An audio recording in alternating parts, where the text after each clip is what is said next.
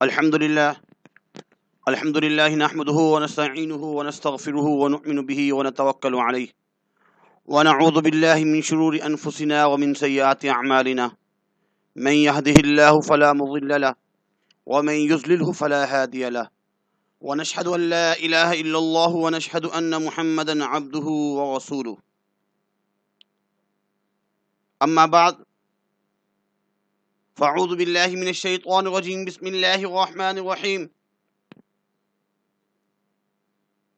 إن الصلاة تنهى عن الفحشاء والمنكر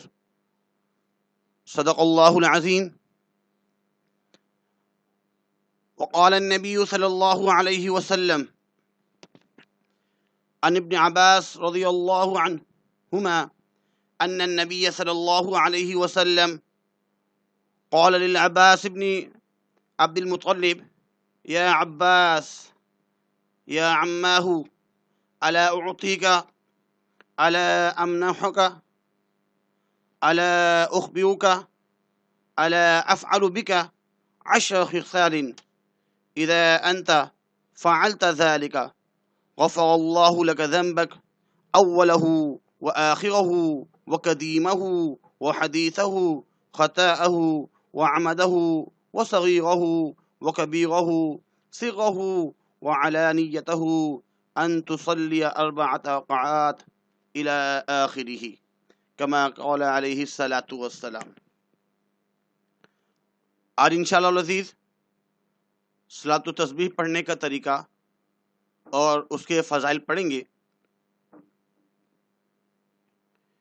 قیامت تک آنے والے تمام انسان اور جنس کہ نبی کریم صلی اللہ علیہ وسلم کے ارشادات میں صلاۃ التسبیح پڑھنے کی خاص فضیلت وارد ہوئی ہے، اور وہ فضیلت یہ ہے کہ اس کے ذریعے سابقہ گناہوں کی مغفرت ہوتی ہے۔ صلاۃ التسبیح پڑھنے سے تمام پچھلے گناہ معاف کر دی جاتے ہیں۔ صلاۃ التسبیح سے متعلق یہ مختصر مضمون تحریر کر رہا ہوں تاکہ ہم حسب سہولت اس نماز کی بھی ادائیگی کر لیا کریں۔ صلاۃ التسبیح تو بہت ہی آسان ہے، ایک دفعہ طریقہ سیکھ لیا جائے تو پڑھنے میں کوئی مشکل نہیں ہوگی۔ اللہ تعالیٰ سے دعا ہے کہ ہمیں صحیح عبادت کرنے کی توفیق عطا فرمائے۔ صلاۃ التسبیح کو صلاۃ التسبیح کیوں کہتے ہیں، اس کی وجہ تسمیہ کیا ہے؟ صلاۃ تو نماز کو کہتے ہیں، اور اس نماز میں اللہ تعالیٰ کی تسبیح کثرت سے بیان کی جاتی ہے، اس لیے اس نماز کو صلاۃ التسبیح کہا جاتا ہے۔ اس میں تیسرے کلمے سبحان اللہ والحمد للہ ولا الہ الا اللہ واللہ اکبر،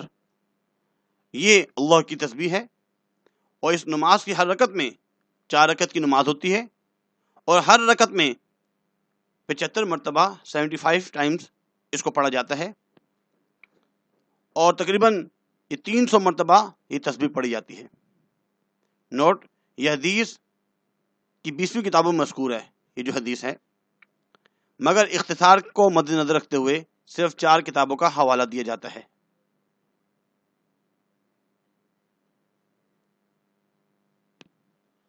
صلاۃ التسبیح کی شرعی دلیل کیا ہے اور اس کا پڑھنے کا طریقہ؟ عبداللہ ابن عباس رضی اللہ عنہما سے روایت ہے،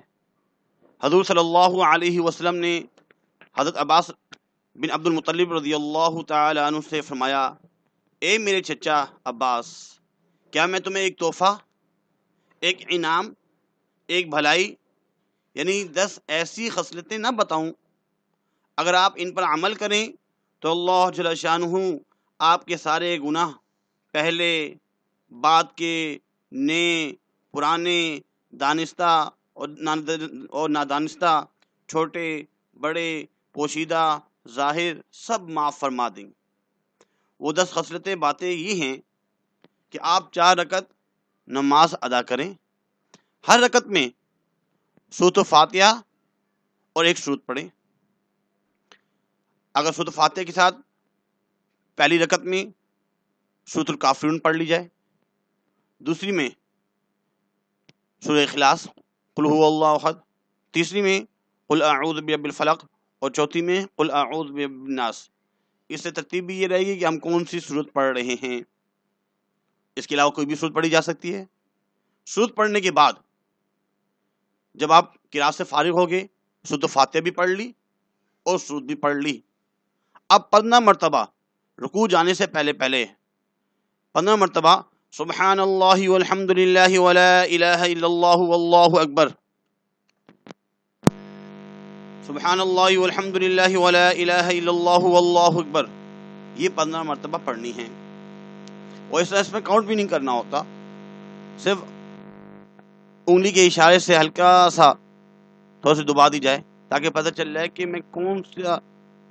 کی تسبیح پڑھ رہا ہوں۔ اور پھر سبحان ربی العظیم کہنے کے بعد جب ہم رکوع میں جائیں گے تو رکوع میں سبحان ربی العظیم، سبحان ربی العظیم، سبحان ربی العظیم 3 مرتبہ پڑھنے کے بعد پھر 10 مرتبہ یہی تسبیح پڑھیں گے۔ پھر جب ہم رکوع سے کھڑے ہوں گے، سر اٹھائیں گے، تو قومے کی حالت میں سجدہ میں جانے سے پہلے 10 مرتبہ پھر پڑھنی ہے، پھر سجدے میں جا کے پڑھنی ہے 10 مرتبہ سبحان ربی الاعلی، 3 مرتبہ پڑھنے کے بعد 10 مرتبہ پڑھیں گے، پھر سجدے سے اٹھ کر 10 مرتبہ یہی تسبیح پڑھیں گے، پھر دوسرا سجدہ کریں گے، اس میں بھی سبحان ربی الاعلی 3 مرتبہ پڑھنے کے بعد یہی 10 مرتبہ تسبیح پڑھیں گے۔ اس کے بعد قیام میں دوسری رکعت میں جانے سے پہلے جلسہ کریں گے اور اس میں بھی 10 مرتبہ سبحان اللہ والحمد للہ ولا الہ الا اللہ واللہ اکبر یہ پڑھیں گے۔ تو اس طرح جو ہے یہ کل تعداد 75 ہوگی ایک رکعت میں، اور ایسے چاروں رکعات میں آپ کو ایسے ہی یہ عمل دہرانا ہوگا۔ دوسری رکعت میں اور تیسری میں اس کے بعد اتحیات بھی پڑھنی ہوتی ہے،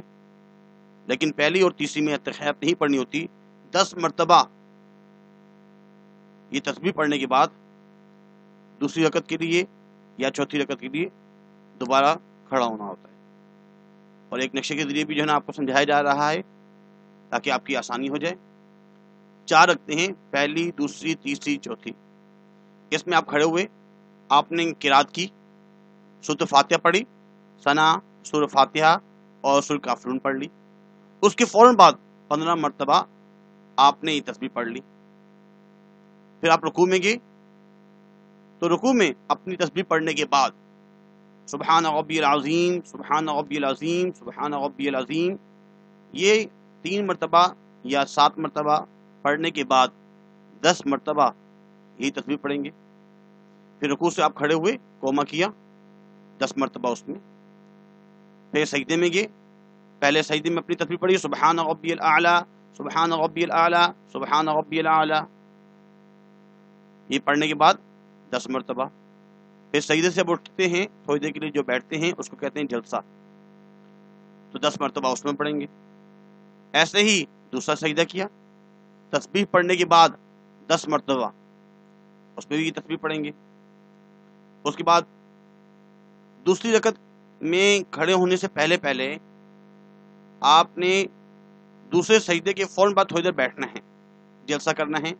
اور اس میں بھی 10 مرتبہ یہ تسبیح پڑھنی ہوتی ہے۔ ایسے اگر ہم دیکھیں 15، 25، 35، 45، 55، 65 اور 75، اس طریقے سے ایک رکعت میں یہ 75 ٹائمز سبحان اللہ والحمد للہ ولا الہ الا اللہ واللہ اکبر پڑھا گیا۔ ایسے دوسری رکعت میں بھی سیم وہی ہے کہ آپ نے دوسری رکعت میں سورۃ فاتحہ پڑھی اور اس کے بعد سورۃ اخلاص پڑھ لی۔ رکوع میں جانے سے پہلے 15 مرتبہ آپ کو یہ تسبیح پڑھنی ہے، پھر رکوع میں پڑھنی ہے، پھر قومہ، سجدہ، پھر جلسہ، دوسرا سجدہ، پھر جلسہ، اور دوسرے جلسے کے بعد جو ہے نا ہمیں اتحیات بھی پڑھنی ہوتی ہے، تو اس کے بعد ہم اتحیات پڑھیں گے۔ اتحیات پڑھنے کے بعد پھر تیسری رکعت کے لیے ہم کھڑے ہوں گے، پھر ایسے ہی سورۃ فاتحہ پڑھیں گے، اور سورۃ فاتحہ پڑھنے کے بعد سورۃ پڑھ لیں گے قل اعوذ برب الفلق، سورۃ فلق پڑھیں گے، پھر 15 مرتبہ یہی تسبیح، پھر رکوع میں 10 مرتبہ، قومے میں 10 مرتبہ، پھر پہلے سجدے میں 10 مرتبہ، جلسے میں 10 مرتبہ، دوسرے سجدے میں 10 مرتبہ، پھر جلسے میں 10 مرتبہ، یعنی کہ دوسرے سجدے کے بعد کھڑے نہیں ہوں گے، بیٹھ کر ہمیں 10 مرتبہ اپنی تسبیح پڑھنے کے بعد پھر چوتھی رکعت کے لیے کھڑے ہوں گے، پھر اس میں سورہ فاتحہ اور سورہ ناس پڑھ لیں، اور رکوع میں جانے سے پہلے قیام کی ہی حالت میں 15 مرتبہ سبحان اللہ والحمد للہ ولا الہ الا اللہ واللہ اکبر یہ پڑھیں گے، پھر رکوع میں 10 مرتبہ، پھر قومی میں 10 مرتبہ، پہلے سجدے میں 10 مرتبہ، سجدے میں جلسے میں 10 مرتبہ، دوسرے سجدے میں 10 مرتبہ، اور پھر جلسے میں 10 مرتبہ۔ نوٹ: مذکورہ تسبیح کے اضافے کے علاوہ باقی ساری نماز ویسے ہی ادا کی جائے گی جیسے عام نماز ادا کی جاتی ہے، لیکن وہ عام نماز میں جو بھی رکوع اور سجدے میں جو تسبیح پڑھی جاتی ہے وہ پڑھنے کے بعد یہ تیسرا کلمے کی جو ہے یہ تسبیح پڑھیں گے۔ بہت ہی آسان ہے، کتنا فائدہ ہے کہ ساری جو ہے